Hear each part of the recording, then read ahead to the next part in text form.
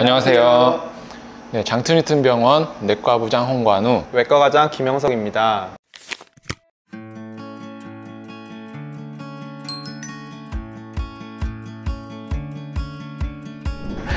오늘 이제 앞에 보니까 여러 가지 음식들이 준비되어 있습니다. 네네. 이 음식들의 혹시 공통점이 뭘까요? 좀 궁금합니다. 네. 아무래도 치킨이 준비되어 있는 거 보니까 치킨은 밤에 야식으로 많이 먹게 되잖아요. 그래서 야식을 아마 이렇게 좀 준비를 해주신 것 같아요. 치킨은 이제 야식으로 매우 인기 있는 메뉴 중에 하나인데, 네네. 그럼 궁금한 점이 있습니다. 우리나라에서 야식으로 인기 있는 네네. 메뉴 순위 같은 게 있을까요? 제가 어디서 본 거로는 치킨이 아마 1등인 걸로 알고 있고요. 그 다음으로는 이제 떡볶이, 뭐 튀김, 순대 이런 거 많이 드시는 것 같고, 3등으로는 정확히는 모르겠는데 뭐 곱창, 닭발, 라면 이런 걸 많이 드시는 것 같아요. 네, 조금 이제 기름지기도 하고 조금 이제 시즈닝들, 양념들 좀 있는 좀 그런 것들을 야식으로 조금 인기가 있는 것 같습니다. 야식들이 이제 준비가 되어 있는데 네. 이런 게 건강에 미치는 영향을 좀 알아보려고 하는 것 같은데요. 네네. 근데 요즘 또 아무래도 연말이다 보니까 회식 자리도 늘고, 그러면 2차, 3차 이렇게 가다 보면 이런 야식을 많이 먹게 되고, 또 최근에 또 월드컵 시즌이어서 경기를 보면서 야식을 많이 먹다 보니까 아무래도 이런 걸 이제 우리 몸에 어떤 영향을 미치는지 한번 알아보면 좋을 것 같습니다. 저도 야식을 뭐 많이 먹는 건 아닌데 그래도 일주일에 한두 번 정도는 먹게 되는데요. 그러다 보면 이게 좀 살도 좀 찌게 되는 것 같고, 그 다음날 이제 일어나 보면 속도 쓰리고 좀 불편하게 되는 경우가 있더라고요. 그래서 내과적으로 보셨을 때 야식이 미치는 그런 좀 우리 몸에 대한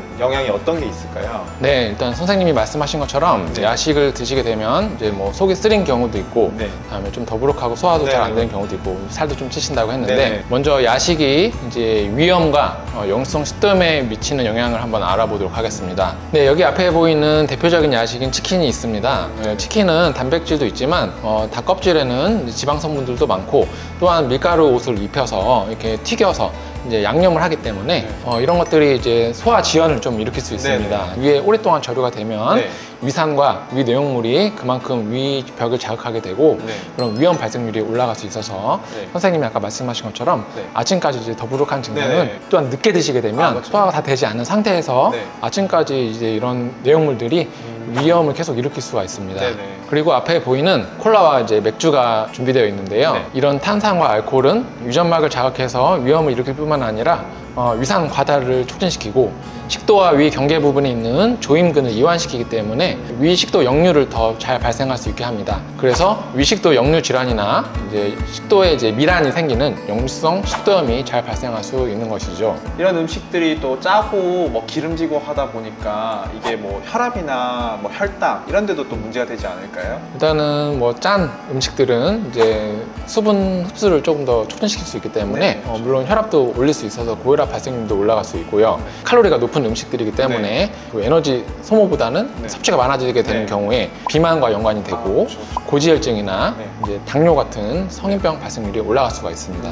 네, 이런 이제 음식들이 그럼 외과적으로는 어떠한 영향을 미치는지 궁금한데요. 기름진 야식이나 이제 뭐 탄산음료, 뭐 맥주 같은 경우가 외과적으로 어떠한 영향을 미칠 수 있을까요? 홍관우 선생님께서 또 잘 말씀해 주셨는데, 이제 이런 야식들이 뭐 위나 식도, 또 그리고 혈압, 뭐 혈당 이런 데 다 문제를 일으킬 수 있는데, 외과적인 측면에서 보면 일단 대장 쪽에서 보면 이런 기름진 음식들이 아무래도 또 과식을 하다 보면 제대로 소화가 안 된 채로 많이 넘어오게 됩니다. 그래서 이런 기름진 음식이나 뭐 자극적인 음식이 대장에 넘어오게 되면 가스를 많이 생기게 하기도 하고요. 또 이게 염증을 일으키다 보면 이제 복통을 유발하거나 아니면 가스, 이제 복부 팽만 이런 증상이 생길 수 있고, 또 이제 결과적으로 또 설사도 이제 많이 좀 발생하게 됩니다. 그래서 이런 대장의 문제뿐만 아니라 항문 쪽에도 이게 문제가 생길 수가 있습니다. 우리가 흔히 말하는 치질, 치액이 있는 분들은 이제 치액이 심해지실 수도 있고요. 뭐 치액이 평소에 없던 분들도 이제 치액이 또 생길 수도 있습니다.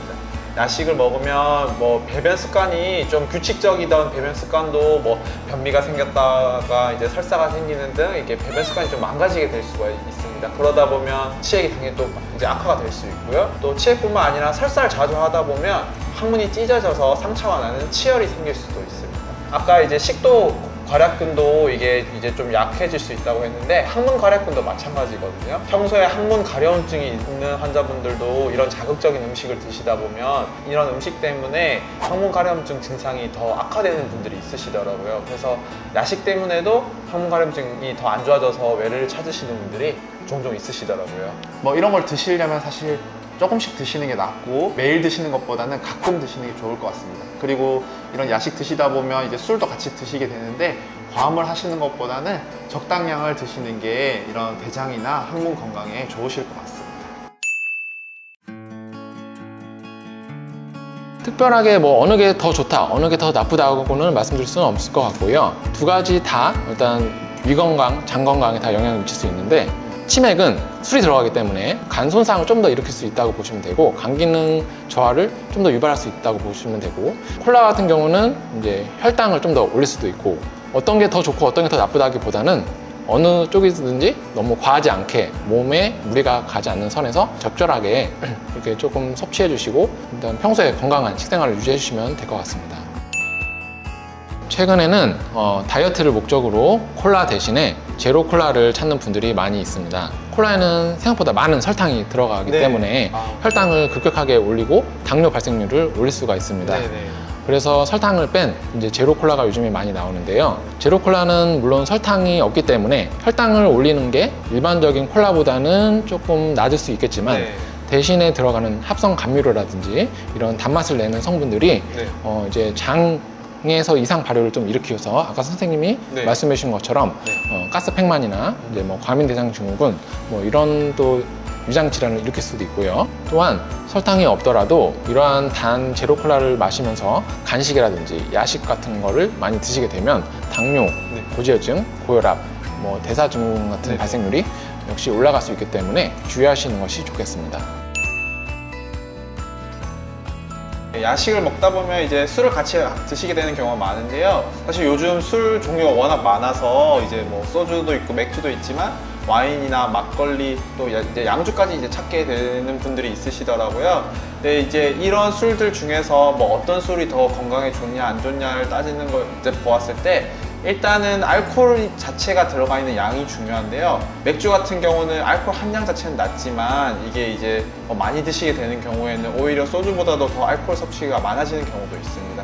사실 그래서 결과적으로 보았을 때는 알코올의 절대적인 섭취 양 자체가 중요하고요. 예를 들어서 뭐 와인이나 막걸리 같은 또 발효주를 드시게 되는 경우에는 오히려 뭐 수치를 더 좀 호소하시는 분들이 많으시더라고요. 가스도 많이 생기게 되고 하다 보니까 사실 어찌 보면 술의 종류보다는 술의 이제 알코올 양을 얼만큼 드시냐가 중요한 것 같습니다.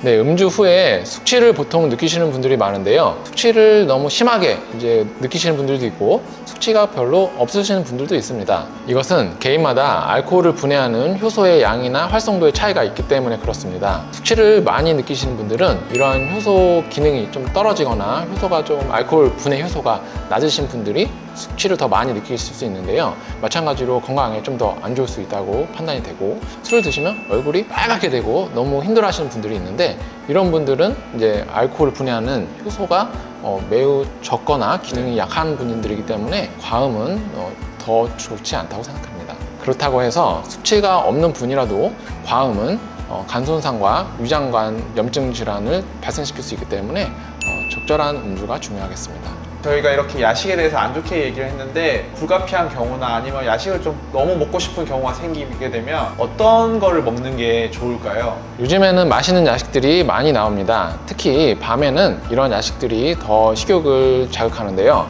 이런 야식들을 가능하면 안 드시는 게 좋겠지만 드실 경우에는 과하지 않게 좀 적정량만 섭취하시거나 너무 늦은 시간에 섭취는 좀 주의하시는 게 좋겠고 이렇게 좀 기름지고 조금 헤비한 음식들보다는 조금 더 담백한 지방 함량이 적은 살코기나 조금만 먹어도 포만감을 줄 수 있는 견과류나 가벼운 스낵 등이 조금 더 도움이 될 수 있다고 생각합니다. 선생님께서 말씀해 주셨듯이 일단 야식 종류를 좀 더 덜 자극적이고 덜 기름진 걸 사실 드시는 게 좋겠고요. 또 야식을 드시고 나서 바로 잠자리 드시는 것보다는 충분히 소화를 시키고 나서 주무시는 게 소화 건강에도 좋을 것 같습니다. 또 그 다음 날에는 이제 좀 공복을 유지시키는 게 이제 뭐 체중 관리나 아니면 다른 전신적인 건강을 이제 좀 좋게 만들 수 있을 것 같고요. 그리고 이제 야식을 드시는 만큼 또 운동을 이제 적절히 많이 하시게 된다면 뭐 체중 관리나 전신적인 건강에 많이 도움이 될 것 같습니다.